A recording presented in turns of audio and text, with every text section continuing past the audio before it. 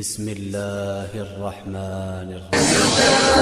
فحديد النصح حسن الحديدا فأكر الأرض ودع شعلة قطع الباغي وريدا فوريدا دوس على هامة أذيال الخنا بائع الزور ولا تبقيه আন-নূর TV, সত্য প্রকাশে অবিরাম পথ চলা।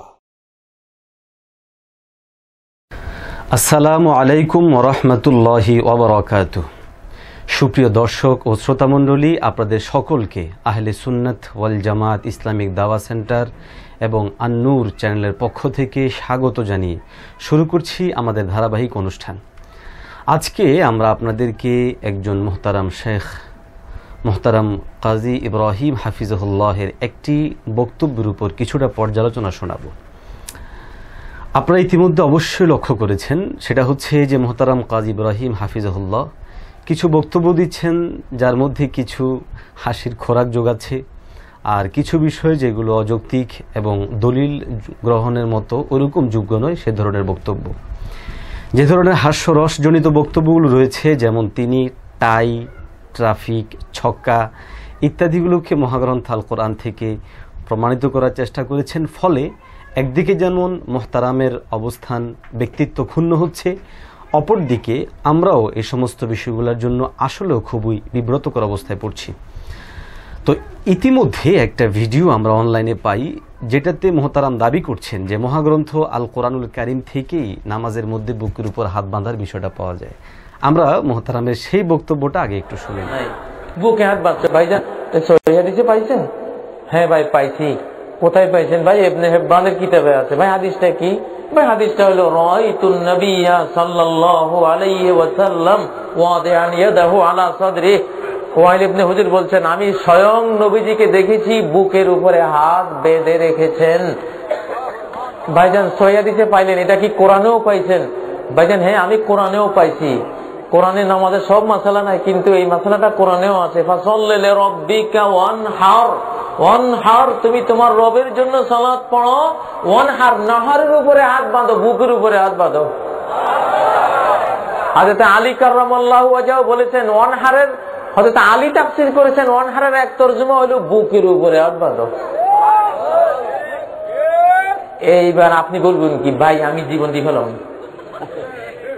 ভাই এটা কোরআনে আছে, এটা হাদিসে আছে, আমার তো জীবনে এটা আল্লাহর নবীর একটা হাদিস যদি আমল করতে পারি, তাহলে তো আমি নবীর সাথে আমার হাসন নাসর হয়ে যাবে। সুপ্রিয় দর্শক ও শ্রোতা মণ্ডলী, এতক্ষণ পর্যন্ত আপনারা শুনছিলেন মোহতারাম শেখ কাজী ইব্রাহিম হাফিজুল্লাহের বক্তব্য। যে বক্তব্যে মোহতারাম দাবি করেছেন যে বুকের উপর হাত বাঁধা এটা সহিহ হাদিস দ্বারাও প্রমাণিত এবং কোরআন দ্বারাও প্রমাণিত, সুতরাং আমরা এখন জীবন দিয়ে দিব। এই জীবন দিয়ে দেওয়া থেকে আমি একটা কথা এখানে ওনার জবাব দেওয়ার আগে আপনাদেরকে বলাটা আবশ্যক মনে করছি, সেটা হলো নাভির নিচে হাত বাঁধা বা বুকের উপর হাত বাঁধার বিষয়টা কি এতটা গুরুত্ব রাখে, যেই গুরুত্বের জন্য জীবন দিয়ে দেওয়ার মতো একটা সিচুয়েশন এখানে তৈরি করা যেতে পারে? সুপ্রিয় শ্রোতা, এটাই হচ্ছে আমাদের টার্নিং পয়েন্ট, মূল পয়েন্ট, এবং আজকের এই দিনে আমরা যে জবাব দিচ্ছি এই জবাব দেওয়ার মূল কারণ সেটা হচ্ছে, আমি অত্যন্ত দুঃখ ভারাক্রান্ত হৃদয় নিয়ে বলছি, সেটা হলো এই যে এই ধরনের বিষয়গুলো ছিল মীমাংসিত। নাভির নিচে হাত বাঁধবো না নাভির উপরে হাত বাঁধবো, আস্তে আমিন বলবো নাকি সজোরে আমিন বলবো, তারপরে আরো যতগুলো ইখতিলাফি আমাদের মাসাইল রয়েছে সে বিষয়গুলো ছিল মীমাংসিত।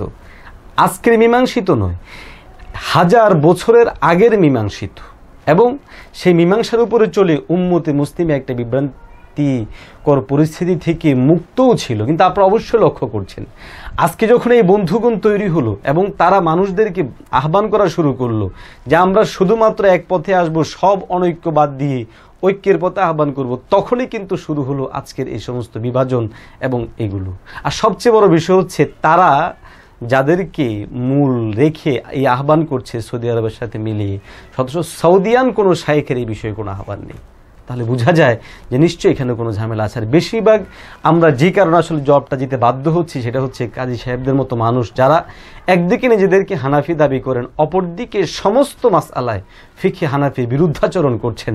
ফলে স্বাভাবিকভাবেই যারা আমরা ফিকহে হানাফি অনুসরণ করি তারা বিব্রতকর অবস্থার মধ্যে পড়ছে। যাই হোক সুপ্রিয় শ্রোতামণ্ডলী, এই যে তারা বাড়াবাড়ি করছেন বিষয়গুলো নিয়ে, মীমাংসিত বিষয়গুলো নিয়ে, এবং মানুষদেরকে জান দিয়ে দেওয়ার মতো একটা আহ্বানও করছেন, এগুলোর কারণে আমরা বাধ্য হচ্ছি জবাব দিতে। এখানে মূল দুইটা পয়েন্ট। একটা হচ্ছে তিনি হাদিস দাবি করলেন যেটা তিনি সহিহ ইবনে হিব্বান থেকে বর্ণনা নিয়ে আসছেন, বলছেন আমরা যতটুকু পেয়েছি সহিহ ইবনে খুজাইমাতে ওই বর্ণনাটা ওয়াইল ইবনে হুজর রাদিয়াল্লাহু তাআলা আনহু থেকে। দ্বিতীয় নাম্বার হচ্ছে তিনি সূরাতুল কাউসারের 2 নম্বর আয়াতের তাফসীর আলী রাদিয়াল্লাহু তাআলা আনহু থেকে বর্ণনা করে প্রমাণ করার চেষ্টা করেছেন যে বুকের উপর হাত বাঁধাটাই হচ্ছে সবচেয়ে বেশি সঠিক। সুপ্রিয় শ্রোতা, আমরা এখনই আপনাদের সামনে সেগুলো বাস্তবতা তুলে ধরছি। এক নাম্বার, তিনি সহিহ ইবনে হিব্বান থেকে যে রওয়ায়াত দিয়েছেন, যেটা সহিহ ইবনে খুজাইমাতে রওয়ায়াত এসেছে হযরত ওয়াইল ইবনে হুজর রাদিয়াল্লাহু তাআলা আনহু থেকে। আমি এই বিষয়ে লম্বা করব না, সংক্ষিপ্তভাবে এটাই বলতে চাই, সেটা হচ্ছে যে এই ওয়াইল ইবনে হুজর রাদিয়াল্লাহু তাআলা আনহু থেকেই বর্ণনা এসেছে মুসান্নাফ ইবনে আবি শাইবা, যেটার বর্ণনার হাদিস নাম্বার আমি আপনাদের সামনে আগেও বেশ কয়েকবার এই বিষয়ে আলোচনা করেছিলাম। হাদিস নাম্বার হচ্ছে 3959। এই হাদিসটা একেবারেই সহিহ। এখানে একটা কথা স্পষ্ট বলে রাখি, সেটা হচ্ছে আমরা যখন মুসান্নাফ ইবনে আবি শাইবার কথা বলি তখন অনেকেই এই কথা বলে থাকি যে বুখারী মুসলিম বাদ দিয়ে মুসান্নাফ ইবনে আবি শাইবা আবার কি জিনিস। লা হাওলা ওয়ালা কুওয়াতা ইল্লা বিল্লাহ। প্রিয় ভাই সব, মুসান্নাফ ইবনে আবি শাইবা হচ্ছে ওই হাদিস গ্রন্থ যেটাতে 39,000 নবীজির হাদিস সংরক্ষিত হয়েছে, এবং এই হাদিস গ্রন্থে যিনি মুসান্নিফ তার শিষ্যত্ব গ্রহণ করেছেন প্রায় 86 বড় বড় ইমামগণ। বুখারীতে যার বর্ণনা আছে, মুসলিমে যার বর্ণনা আছে। সুতরাং বুখারী মুসলিমের যিনি উস্তাজ তিনি হচ্ছেন ইবনে আবি শাইবার লেখক। সুতরাং তার ব্যাপারে আমরা যেন উলটপালট মন্তব্য না করি। আচ্ছা, এই হাদিস তিনি যেটা আনলেন, এই হাদিসটা কেমন, এটা আমার মতামত দিচ্ছি না, মুহাদ্দিসিনগণ স্পষ্ট বলছেন। কাসিম ইবনে কুতুলবুগা রাহমাতুল্লাহি আলাইহি বলেন হাযা সানাদুন জিদ্দুন জাইয়িদুন, এটা জাইয়িদ সনদ। শেখ আবু তাইয়্যিব সিন্দি পরিষ্কার ভাষায় বলেছেন হাযা হাদিসুন কাবিয়ুন মিন হাইসু সানাদ। তারপরে শেখ আবেদা সিন্দি বলেছেন রিজালুহু কুল্লুহুম সিকাতুন, যে এটার সমস্ত রাবিগুলা সবাই হচ্ছে গ্রহণযোগ্য। সুপ্রিয় শ্রোতা, এখানে লক্ষ্য করুন, তিনি যে হাদিসটা বলছেন ওয়াইল ইবনে হুজর থেকে, আমরাও হাদিসটা বললাম ওয়াইল ইবনে হুজর থেকে। ওয়াইল ইবনে হুজর রাদিয়াল্লাহু তাআলা আনহু থেকে বর্ণিত তার যে হাদিস ইবনে খুজাইমাতে বর্ণিত হয়েছে, এটার ব্যাপারে ইমাম বুখারী রাহমাতুল্লাহি আলাইহি বলেছেন, তারপরে বিশেষ করে শেখ আলবানী রাহমাতুল্লাহি আলাইহি বলেছেন, আরো মুহাদ্দিসিনগণ বলেছেন হাদিসটা দয়ীফ। সুপ্রিয় শ্রোতা মণ্ডলী, আপনারা লক্ষ্য করলেন এখানে ওয়াইল ইবনে হুজর থেকে তিনি যে হাদিসটা পেশ করলেন, একই বা বর্ণনাকারী তথা রাবি থেকে আমরা হাদিস বর্ণনা করলাম, সেটা হচ্ছে যে হযরত ওয়াইল ইবনে হুজর রাদিয়াল্লাহু তাআলা আনহু থেকে, যেটা ইবনে আবি শাইবাতে এসেছে। এবার আপনারা লক্ষ্য করুন, আমরা পরিষ্কার ভাষা থেকে চ্যালেঞ্জ করে বলছি, আমরা যেই বর্ণনা দিয়েছি ইবনে আবি শাইবা থেকে, ওই রাওয়ায়াতটা তিনি যে বর্ণনা দিয়েছেন এটা থেকে বহুগুণে শক্তিশালী। তাহলে আপনারা কোনটা গ্রহণ করবেন? অবশ্যই সেটাই গ্রহণ করতে হবে যেটা বেশি শক্তিশালী। আর এই বিষয়ক হাদিস আমি অনেক নিয়ে এসেছি, আমার অন্য লেকচারে আছে। আজকে যেহেতু বসেছি তিনি কোরআনিক যেই তিনি ব্যাখ্যা দিলেন সেটার উপর গবেষণার জন্য, সেদিকে আমরা ফিরে যাচ্ছি। সুপ্রিয় শ্রোতা, আপনারা অবশ্যই জানেন যে মহাগ্রন্থ আল কোরআন বিষয়ে আমরা যখন কোনো জিনিস উদ্ধার করতে চাই সেক্ষেত্রে আমরা তাফসিরের কিতাবগুলোর দিকে শরণাপন্ন হয়ে থাকি, যেহেতু তাফসিরের কিতাবগুলোতেই সন্নিবেশিতভাবে এই সমস্ত বর্ণনাগুলো নিয়ে এসেছে। যদিও এখানে অত্যন্ত দুঃখজনকভাবে বলতে হচ্ছে, আমরা যখন কোনো মুফাসসিরিন কেরামদের কথা বলি তখন তারা এগুলা তো মানুষের লেখা কিতাব বলে তারা উড়িয়ে দেয়, যেগুলা অবশ্যই অগ্রহণযোগ্য এবং এই সবচেয়ে অসমীচীন আচরণ, যে আচরণগুলো গ্রহণযোগ্য নয়, বরং ঐতিহাসিকভাবে স্বীকৃত যে তাফসিরের ক্ষেত্রে আমরা মুফাসসিরিনদের কথাই গ্রহণ করব। সুপ্রিয় শ্রোতা, আসুন আমরা ফাসাল্লি লিরাব্বিকা ওয়ানহারের তাফসির আমরা এখন খুঁজব। আমার হাতে দুটা তাফসির রয়েছে, একটা হচ্ছে তাফসিরে কবির, আরেকটা হচ্ছে তাফসিরে ইবনে কাসির। প্রথমে আমরা তাফসিরে কবিরের 16 নম্বর খণ্ডের থেকে আমরা সূরাতুল কাউসারের সেই তাফসিরটা দেখব। আমার হাতে রয়েছে যে দেখুন 357 নম্বর পৃষ্ঠায়। এখানের মধ্যে আপনারা লক্ষ্য করুন, মুসান্নিফ রাহমাতুল্লাহি আলাইহি বর্ণনা নিয়ে আসছেন, ওয়া সালিসুহা রুবি আন আলী ইবনে আবি তালিব আন্নাহু ফাসসারা হাযা আন-নাহর বিওয়াজি'ল ইয়াদাইনি আলা আন-নাহরি ফিস সালাহ। যে হযরত আলী রাদিয়াল্লাহু তাআলা আনহু থেকে বলা হয়, এখানে রুবিয়া শব্দ ব্যবহার হয়েছে। আরবি ভাষাগত যারা জ্ঞান রয়েছে তারা অবশ্যই জানেন রুবিয়া তথা ফাইলে মাজহুল যে শব্দগুলো ব্যবহার করা হয়ে থাকে মুহাদ্দিসিনদের ভাষায় এটা দুর্বলতা গ্রহণ করে থাকে।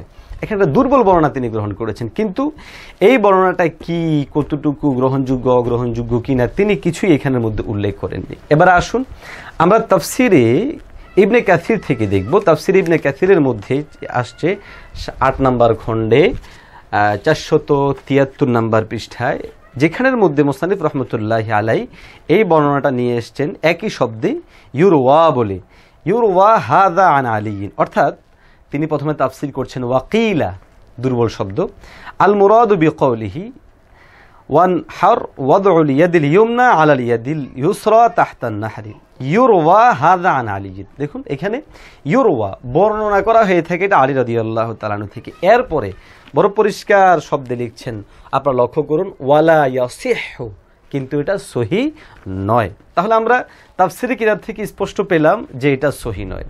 দ্বিতীয়ত আসুন এবারে আমরা দেখব যে এই হাদিসটা আসলে কোথায় রয়েছে। এই হাদিসটা ইমাম বুখারী রাহমাতুল্লাহি আলাইহি নিয়ে আসছেন আত-তাফসিরুল কাবীরের মধ্যে হাদিস নাম্বার 2911। এই হাদিসের ব্যাপারে দেখুন তিন কারণে এই হাদিসটা গ্রহণযোগ্য নয়, দলিলযোগ্য নয়।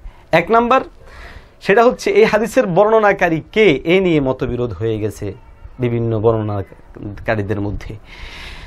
তিনজন বর্ণনাকারী পাওয়া যায়। হাদিসের ভাষায় যখন বর্ণনাকারীর মধ্যে এরকম মতবিরোধ তৈরি হয়, এই ধরনের হাদিসকে বলা হয় ইস্তারাব, মুস্তারাব হাদিস। ইসনাদ সনদের মধ্যে যে সমস্ত ইস্তারাব হয় এগুলোকে ইস্তারাব বলা হয়। ইস্তারাব যুক্ত হাদিস গ্রহণযোগ্য হয় না। ইস্তারাব কিভাবে লক্ষ্য করুন, কেউ কেউ বলেছেন এই হাদিসটা বর্ণিত হয়েছে উকবা ইবনে জুহাইর থেকে, কেউ কেউ বলেছেন উকবা ইবনে জাবিয়ান থেকে, আর কেউ কেউ বলেছেন উকবা ইবনে সাহবান থেকে। তাহলে এখন কোনটা নিব? এই জন্য বলে যে এটা মুস্তারাব। দ্বিতীয় নাম্বার, একই সনদে হাদিসটা ইবনে আবি হাতেম এবং ইবনে আবি শাইবা নিয়ে আসছেন, তাদের কেউই এখানের মধ্যে উল্লেখ করেন নাই যে এখানে আলা সদরহি আছে কিনা। হাদিস নাম্বার 3962। 3 নাম্বার, ইমাম বুখারী রাহমাতুল্লাহি আলাইহি তারিখে কবিরের মধ্যে এই হাদিসটা উল্লেখ করার পরে পরবর্তী আরেকটা হাদিস তিনি উল্লেখ করেছেন, যেটা দ্বারা বোঝা যায় তিনি এটা সমর্থন করেন নাই। সুপ্রিয় দর্শক ও শ্রোতা মণ্ডলী, তাহলে আমাদের এতক্ষণ পর্যন্ত আলোচনা থেকে যে জিনিসটা সুস্পষ্ট হলো সেটা হলো আমরা তাফসিরের কিতাব থেকে দেখালাম যে এই তাফসিরটা যদিও খুবই দুর্বল বর্ণনায় এসছে, কিন্তু সেটাকে পরিষ্কার ভাষায় ইবনে কাসিরে বলা হয়েছে লা ইয়াসিহু। দ্বিতীয় নাম্বার হচ্ছে এখানের মধ্যে তারিখে কবিরের মধ্যে যে বর্ণনা এসছে সেই বর্ণনাটাও তিন কারণে অগ্রহণযোগ্য। তাহলে বলুন মুহতারাম কাজী সাহেব, আপনি যে কারণে ফিকে হানাফি ছাড়লেন, এবং মাঝে মধ্যে খুবই খারাপ লাগে আমার, অত্যন্ত ব্যথিত হই, কেননা মানুষের হৃদয়ে সংশয় তৈরি করার যত শব্দ রয়েছে সব মুহতারাম ব্যবহার করেন। আমি অনেক বক্তব্যে দেখেছি তিনি বলেন আপনি RS খতিয়ান, BS খতিয়ান, CS খতিয়ান খুঁজে তারপরে না মাসালা আমল করবেন। এগুলো খুব রসালো কথা, কিন্তু এগুলা কথা খুব বিষাক্ত। কারণ এগুলা দিয়ে তিনি অনেক সময় এইভাবেও বলেন যে আগে আমরা বাপ দাদাদের সময় আমল করতাম, সেগুলো আমরা বুঝি নাই, শুনি নাই, আমাদেরকে বলেও নাই, আমাদের হুজুররা একরকম সূরা পড়ছে বেতে থে। পরবর্তী সময় আমরা বুঝতে পারি যখন দলিল চলে আসছে তখন আর কি করে মোহতারাম, এরকম দুর্বল দয়ীফ দলিল এনে মানুষদেরকে বিভ্রান্ত করার চেষ্টা করবেন না, আর নিজের উপর সবাইকে ভাবার চেষ্টা করারও দরকার নেই। এই ইখতিলাফ মতবিরোধগুলো সবসময় ছিল, প্রয়োজন হয় না বিদায় আপনার ওস্তাদরা আমাদেরকে বলে নেই। আপনার প্রতি সম্মান জানিয়ে বলবো, এমন কোনো কথা না বলা উচিত যেটা আপনার মানহানিকর হয়, আমাদের মানহানিকর হয়। আপনাদের যদি কোনো বিষয় এমন হয় যে আগে দলিল পাওয়া যায় না এখন পাওয়া গেছে বলে মনে হয়, তাহলে আসুন না আমরা বসে সেগুলো সমাধান করে নিই। সবচেয়ে বড় কথা হচ্ছে মানুষদেরকে যে বিভ্রান্ত করা হচ্ছে যে আপনারা বুখারী খুলে দেখুন, মুসলিম খুলে দেখুন। আমাদের প্রশ্ন, বুখারী মুসলিম কি এই উদ্দেশ্যে লেখা হয়েছে ইমামদের কথাগুলোকে যাচাই বাছাই করার জন্য? কোনো ইমামকে কথা বলে গেছেন বুখারী মুসলিমের কেউ যে আমরা আমাদের হাদিস দিয়ে ইমামদের কথাকে মানবে? অবশ্যই না। সুতরাং আমরা কাজী সাহেবের প্রতি উদাত্ত আহ্বান জানাবো এবং গোটা দুনিয়ার ফিকহে হানাফি অবলম্বনকারী সমস্ত ভাইদেরকে চ্যালেঞ্জ দিয়ে বলছি, আপনারা নিশ্চিতভাবে যেইভাবে হাত বেঁধে আমল করছিলেন সেভাবেই করুন। এটা হাদিস দ্বারা প্রমাণিত, সহি হাদিস দ্বারা প্রমাণিত। কিয়ামত পর্যন্ত চ্যালেঞ্জ থাকবে, আমরা যেই বর্ণনায় ওয়াইল ইবনে হাজর থেকে হাদিস বর্ণনা করি কিঞ্চিত পরিমাণ তারা এখানের মধ্যে কোনো প্রকার প্রশ্ন উত্থাপন করতে পারবে না। এর বিপরীতে তারা যে সমস্ত বর্ণনাগুলো দেয় সবগুলোই প্রশ্নবিদ্ধ। সুতরাং আমরা বিভ্রান্ত হব না, আমল করব। আল্লাহ রব্বে কারীম আমাদেরকে সঠিক পথের উপর পরিচালিত করুক, এই আশাবাদ ব্যক্ত করেই আজকে এখানে শেষ করছি। সকলকে মোবারকবাদ, ধন্যবাদ। আসসালামু আলাইকুম ওয়া রাহমাতুল্লাহি ওয়া বারাকাতুহু।